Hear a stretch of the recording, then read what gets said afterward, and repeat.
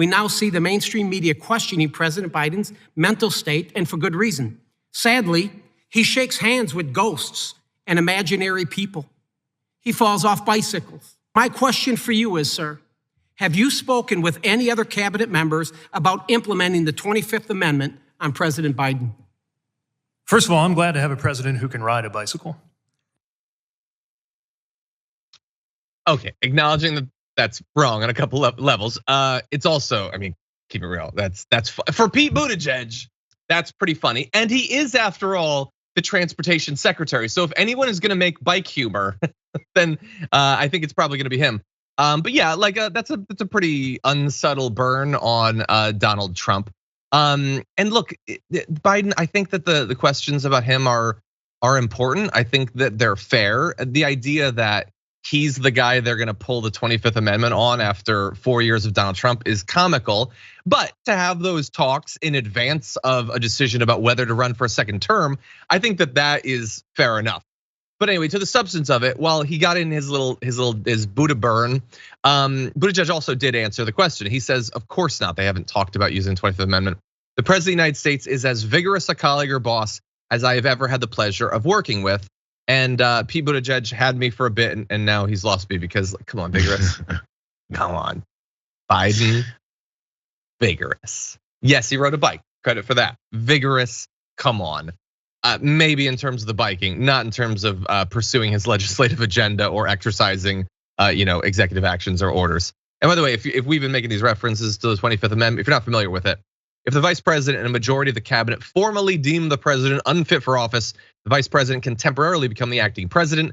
Members of then President Donald Trump's cabinet have confirmed that they discussed invoking the 25th Amendment in the wake of the January 6th attack on the US Capitol. It was, to be fair though, a slightly different situation. Troy Nehls, who by the way voted to decertify Biden's win, he wants it to be invoked to avoid Biden falling off another bike. Trump's cabinet wanted to be invoked because he was trying to end American democracy. So, slightly different things, Jayar, but what do you think? So it's pretty pathetic. I feel like pathetic has been the theme lately for the Republican Party when it comes to their tactics and things that they're using. So this guy wants to talk about the 25th Amendment. Oh yeah, the old man Biden. Yeah, they're all old. They're old and they all shouldn't be there.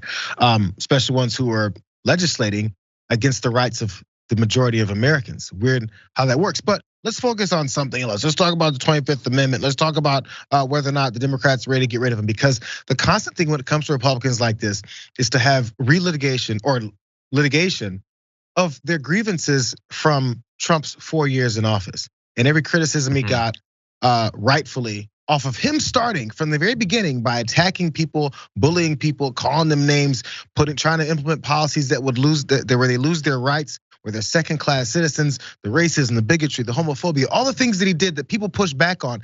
The entire Republican Party now is trying to litigate and say, well, what about you? When none of it makes any sense. The only basis for their entire agenda is, well, we want to get revenge. That's literally what they're saying they're campaigning on just for this upcoming midterm election. We're gonna get revenge. We're gonna take some Democrats off of some committees too. You know what we're gonna do? We're gonna say that the president should evoke the 25th Amendment on the president too. You know what else? I can't believe that they're complaining about what Donald Trump did with COVID. We're gonna complain about that too, based on absolutely nothing.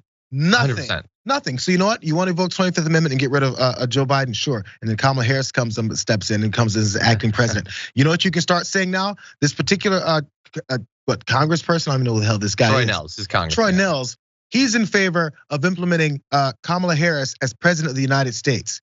Kamala Harris is Troy Nehls' favorite politician. Troy Nehls wants Kamala Harris to be president of the United States. He's in favor of the first black woman being president of the United States. Say that to all those Republicans, their heads will explode and be like, I can't believe he's in favor of a black woman being president of the United States, because that's what he's advocating for. He's just too stupid to realize it. Yeah, and you're totally right. I mean, look, I know that the perception, the news is that we spend a lot of time responding to the right, which we do, but culturally, they're always responding to us. Like, think about fake news. What was fake news? It was actual fake news. And then what did they do? Just try to find anything that be fake. Literally just news is fake news. You are the one with the fake news, actually. And they did the insurrection. And then after that, after they were accused of it, anyone who did a protest is doing a coup. who's doing it like literally anyone. Yeah. They're so desperate to identify it. The big lie, we know what the big lie is. Then they tried to apply it to literally anything that was said about the election. They are so desperate not to elevate themselves, but to artificially make it seem as if everybody is as down in the dirt as they are. That's why they co-opt all of this stuff. They've never really been successful with it. I guess they've gotten the word fake news to no longer be used really anymore. People don't seem to care that there's just wholly intentionally dishonest articles, but what do you do?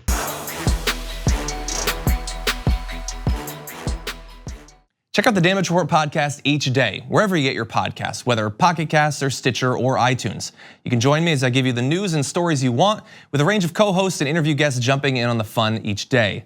Again, that's the Damage Report, wherever you get your podcasts. And if you get them at iTunes, don't forget to rate and review. Sometimes I'll read them live on the show.